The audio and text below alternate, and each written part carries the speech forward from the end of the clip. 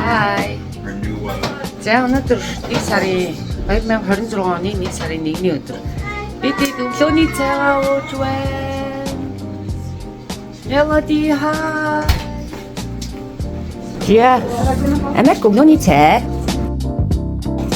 ууж идэж байна. Гоё маа.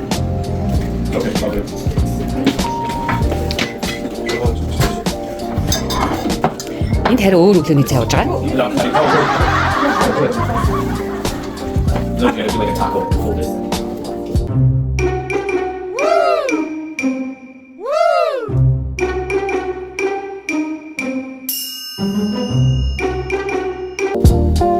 Өөрийнхөө багын мөрөөдлийг биелүүлж ийм гоё газар ирлээ.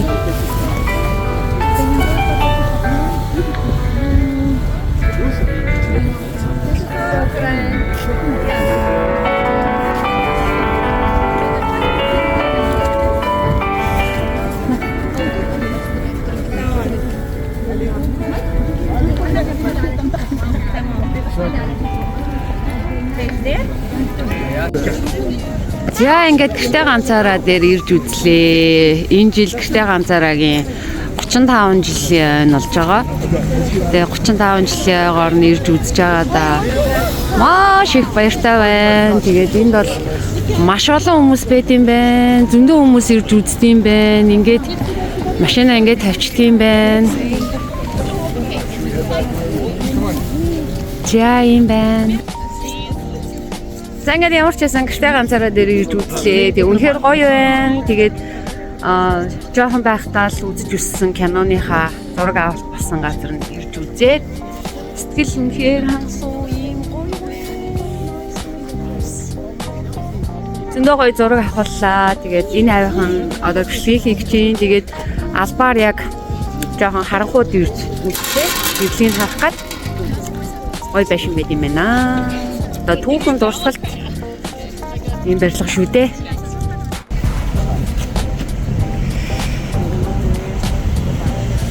За хавар ийм байна. За энэхүү гэртээ ганцаараа кино маань 1990 онд бол бүтсэн шүү дээ тий. Тэгээд 90 оныхоо Христийн баярын инэдмийн киноны юм сонгодог бүтээл бол болж исэн. Тэгээд дэлхийд даяар бол маш алдартай. Тэгээд энэ киног бол мэдгүй хүн гэж бол байхгүй хаа. 8 настай болчраас 80 настай буурал хүртэл мэднэ. 8 настай байтгаа бараг 4-5 настай хүүхдүүд хүртэл мэддэг байх. 90 100-та өвөө эмээнэр маань хүртэл үзэх дуртай байдаг баха гэж би бодож чинь. Тэгээд ийм гоё өөрийнхөө хүсэл мөрөөдлийг биелүүлээд яг энэ газараа ирсэндээ бол үнэхээр их баяртай байсан. За бид ингээд Home Alone-ы байшинд ирж үзээд буцаж явнаа. Одоо чадвал нэг сүмийн очиод харчээ. Хаана байгаа бол тоо. Олдохгүй болов мэдгүй байна. Гэртээ ганцаараа нэг кино бол яахаарахгүй 8 настай хүү Кевины амьдралын хөгжилтэй адал явдалтай түүхийг бол өгүүлээ. Тэгээ хүү санамсаргүй байдлаар гэртээ ганцаараа үлдээд тэгээд хулгайчдаас гэрээ ямар эр зоригтой хамгаалж байгаа түүхийг бол ийм хөгжилтэй адал явдалтай байдлаар харуулж байгаа нь дэлхийн мянган хүмүүсийг бол байлтанд агуулж чадсан ийм гоё кино болсон. Тэгээ энэ кинон дээр гардаг сүм байдаг те маш алдартай сүм. Тэгээ энэ сүмийг очиж үзсэн чинь яг энэ зураг авалт болсон байшингаас 50 минутын зайтай байд юм бэлээ. Тэгээд би уг нь яг нэг газар зураг авалт нь болсон болов гэж бодсон чинь үгүй юм бэлээ. Зураг авалт өөр газар болсон. За байшингийн киноны нөгөө дотор байшингийн зураг авалт хүртэл өөр шинэ объект бий болгоод тэндээ бол зураг авалт хийсэн юм бэлээ. Ингээд бид гэртээ ганцаараа байшин дээр очичоод Макдоналдс идээд за цаашаа бидэд ямар ч байсан өнөөдрийнхөө аяллыг өндөрлөө Чикагогийн даунтаун руу явж байна. Тэгээд ах хоёр маань бид эдийг хүргэж өгөөд өнөөдрийн аялал маань бол өндөрлөж байгаа. Миний хувьд бол өнөөдөр хамгийн их аз жаргалтай юм happy сайхан өдөр байлаа. Яагаад гэвэл би гэртээ ганцаараа буюу багын мөрөөдөл болсон энэ гоё байшингаа үзсэндээ би өөрийнхөө хувьд бол үнэхээр их аз жаргалтай байлаа.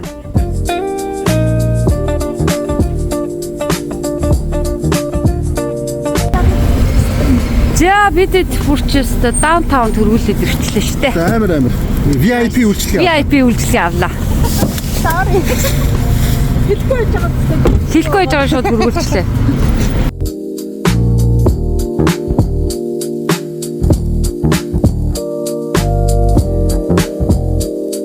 Mark, thank you. In that case, we extend one more line.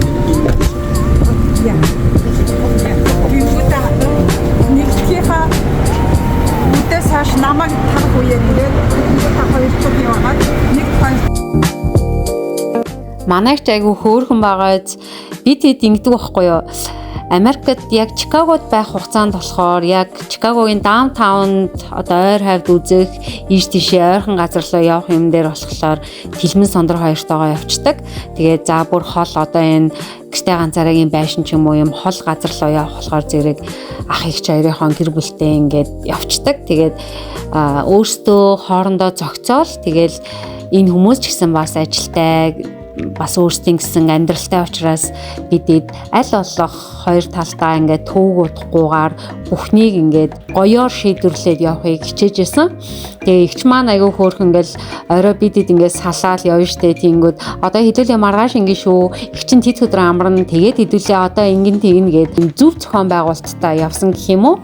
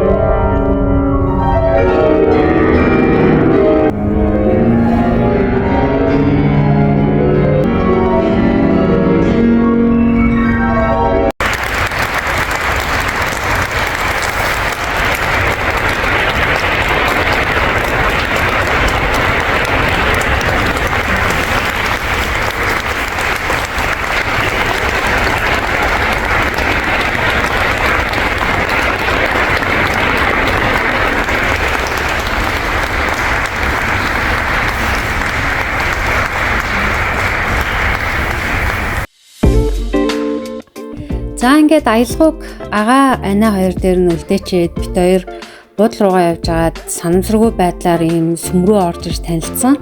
Тэгээ гадаа нь үн төлбөргүй төгөлдөр хуурын концерт болж байгаа гэд. Тэгээд бит хоёр окей орж үзье л да гэдэг. Тэгээ орж үзээд бас ийм сонирхолтой тоглолт үзсэн байгаа. Америкт өнгөрөөсөн өдрүүд цувралын энэ удаагийн дугаар маань энэ хүрээд өндөрлөж байна. Гэртээ ганцаараа байшин бол үнэхээр галзуу гоё яллаа гэж би хэлмээр байна. Тэгээд амьдрал бол аялал. Дараагийн дугаараар уулзъя. Баяр таа.